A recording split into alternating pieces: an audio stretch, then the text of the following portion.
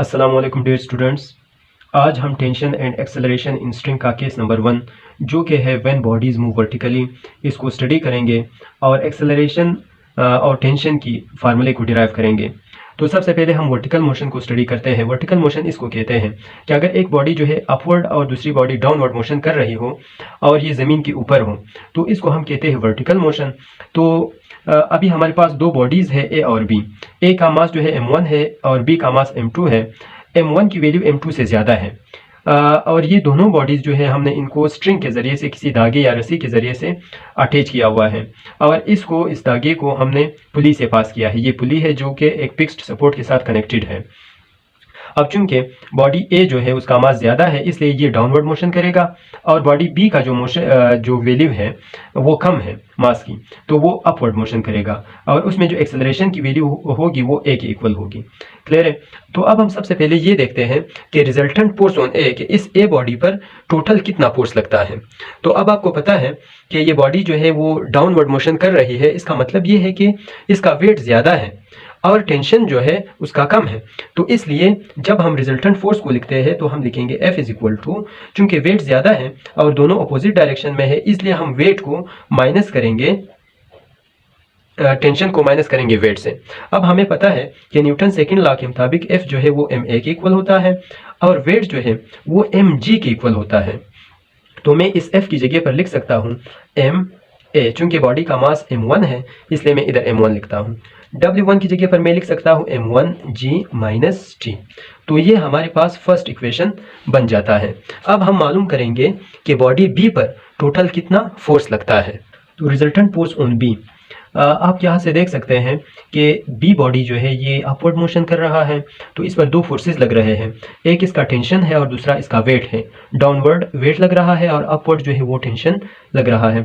तो इसलिए चूंकि बॉडी जो है वो अपवर्ड मोशन कर रहा है इसलिए हम कह सकते हैं कि टेंशन जो है इस वक्त टेंशन का जो वैल्यू है वो वेट से ज़्यादा है और ये दोनों अपोजिट डायरेक्शन में है। तो जब हम इसका रिजल्टेंट फोर्स लिखेंगे हम लिखेंगे F इज इक्वल टू, चूँकि टेंशन ज़्यादा है तो इसलिए टेंशन माइनस वेट लिखेंगे।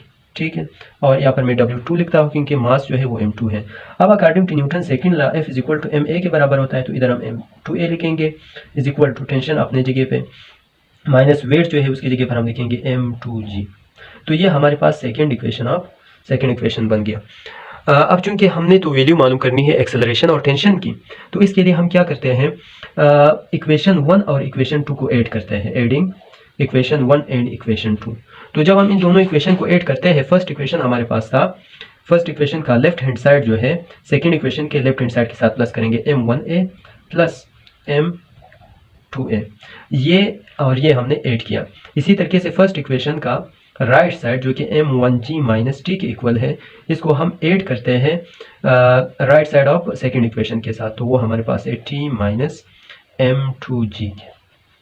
अब इन दोनों में एक्सेलरेशन जो है वो कॉमन है तो एक्सेलरेशन को कॉमन लेते हैं। यहाँ पर बचेगा m1 plus m2 is equal to, यहाँ से आप देख सकते हैं कि माइनस टी और प्लस टी ये दोनों कैंसिल हो जाएंगे और यहाँ पर बचेगा क्या, m1g माइनस m2g बचेगा। तो यहाँ पर हम g कॉमन ले सकते हैं तो यहाँ पर m1 माइनस m2g कॉमन। चूंकि हम एक्सेलरेशन की वैल्यू को मालूम करना चाहते हैं तो एक्सेलरेशन अपने जगह पे लिखेंगे, m1 माइनस m2 लिखेंगे। ये जो m1 प्लस m2 है ये इधर मल्टीप्लाई है, यहाँ आकर डिवाइड हो जाएगा m1 प्लस m2 और ये g के साथ मल्टीप्लाई हो जाएगा। तो ये हमारे पास एक्सेलरेशन की वैल्यू आ गई, यानी इसका फार्मूला आ गया। तो इसके ज़रिए से हम एक्सेलरेशन फाइंड आउट कर सकते हैं। अब हम चलते हैं टेंशन को मालूम करते हैं। अब हम वैल्यू ऑफ टेंशन को फाइंड आउट करते हैं तो इसका तरीकाकार ये है कि हम इक्वेशन 1 को डिवाइड करेंगे, डिवाइडिंग इक्वेशन 1 बाई 2। इक्वेशन 1 को इक्वेशन 2 पे डिवाइड करते हैं तो ये हमारे पास इक्वेशन 1 है। इक्वेशन 1 बराबर है m1a is equal to m1g minus T. तो और इसका जो इक्वेशन नंबर 2 है वो हमारे पास है m2a is equal to T minus m2g। तो लेफ्ट साइड को लेफ्ट साइड पे डिवाइड करेंगे, m2a is divided by T minus m2g। Clear है? अब हम सिंपल t की वैल्यू को मालूम करते हैं तो ये जो a है a के साथ कैंसिल हो जाएगा और क्रॉस मल्टीप्लिकेशन के ज़रिए से t माइनस m2g m1 के साथ मल्टीप्लाई होगा। तो m1 into T minus m2g is equal to, और ये जो m2 है ये यहाँ पे मल्टीप्लाई हो जाएगा m2 into m1 g minus T.